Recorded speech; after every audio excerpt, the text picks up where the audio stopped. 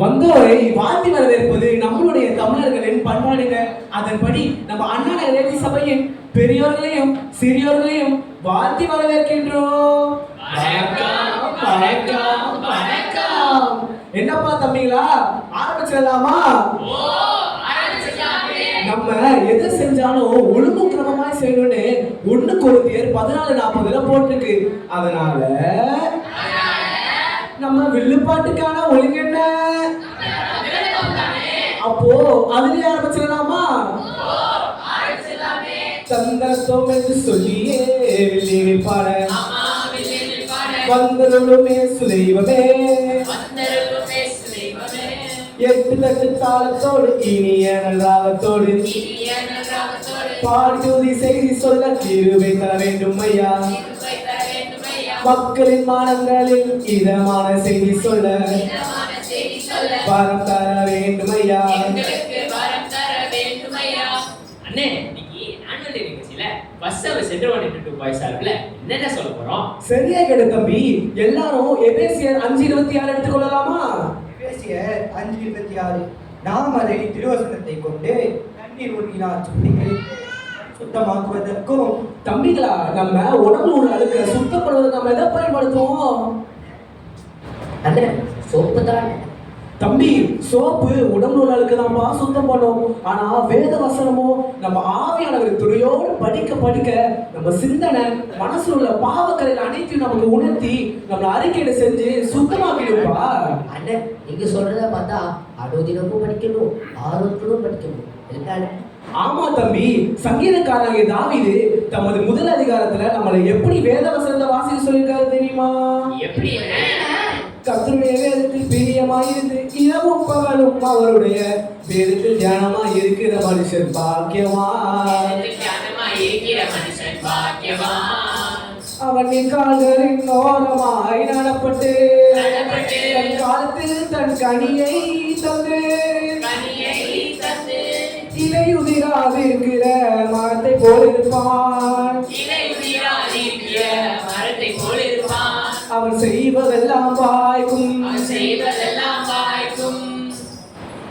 அது மட்டுமல்ல, யோவான் 14:26 பரிசுத்த ஆவியானவர் எல்லாவற்றையும் கற்றுக் கொடுப்பார், துணை கூட்டவும் செய்வார். அப்படிதானே? ஆமா ஆமா. தாவீது ராஜா சங்கீதம் 19 நம்ம வேத வசனத்தை வாசித்து தியானிச்சு உள்வாங்கியதும் வசனம் நம்ம ஆத்மாவுக்கு தேனை விட இனிமையான சொல்லியிருக்காங்க தம்பி. ஒரு பழைய பாட்டு நாம வருது, பாடலாமா? ஓ, பாடலாமே.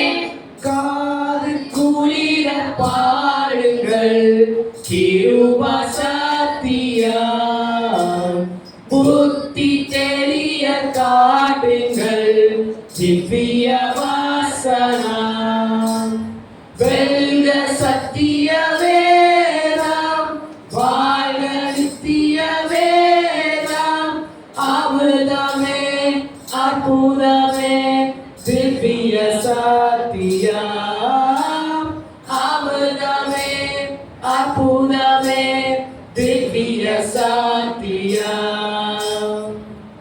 அண்ணே, வேத வசனங்களோட மகத்துவத்தை சுருக்கமா சொல்லலாமா? ஓ, சொல்லலாமே. தம்பிகளா, சங்கீதம் 119:9 வாலிபர்களாகிய நமக்கு என்ன சொல்லிருக்கு தெரியுமா? என்ன சொல்லிருக்கு? வாலிபன் தன் வழியை எதினால் சுத்தம் பண்ணுவான். வாலிபன் தன் வழியை எதினால் சுத்தம் பண்ணுவான். உமது வசனத்தின் படி தன்னை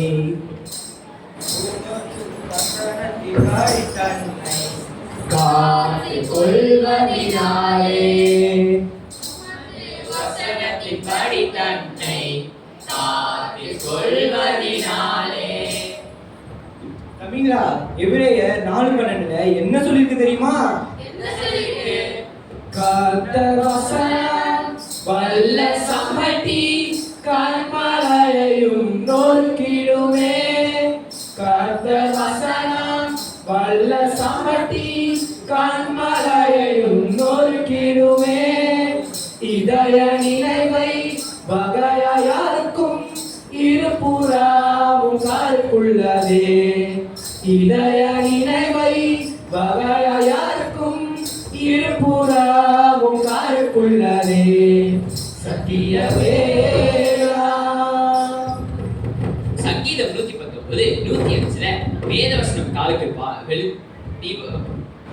தீபமும் பாதைக்கு வெளிச்சமா இருக்க எனக்கு புரியுது. அதுபடி நம்ம இருதயத்தை வேதவசத்தால நிரப்பிட்டோம்னா தினமும் நமக்கு வெளிச்சத்தை கொடுத்து நம்மள வழி நடத்தும். நம்ம பாதையில நம்மளை இடர விடாம பாதுகாத்து கொள்ளும் தம்பி.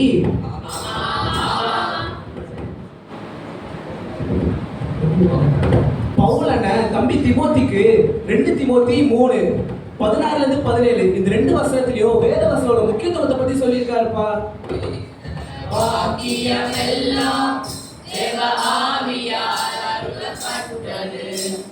வேத வாக்கியமெல்லாம் தேவ ஆவியால் அருளப்பட்டது. தேவனுடைய மனுஷன் தேடினவனாகவும் எந்த நற்கிரியை செய்ய தகுதியும் உள்ளவனாயிருக்கும்படியாக இது கற்பிப்பதற்கும் கண்டிப்பதற்கும் சீராக்குவதற்கும் இது கண்டிப்பதற்கும் கண்டிப்பதற்கும் சீராக்குவதற்கும் இது நேர்மையாக வாழ்வதற்கும் பயிற்றுவிப்பதற்கும் இது நேர்மையாக வாழ்வதற்கும் பயிற்றுவிப்பதற்கும் பயனும் உள்ளது.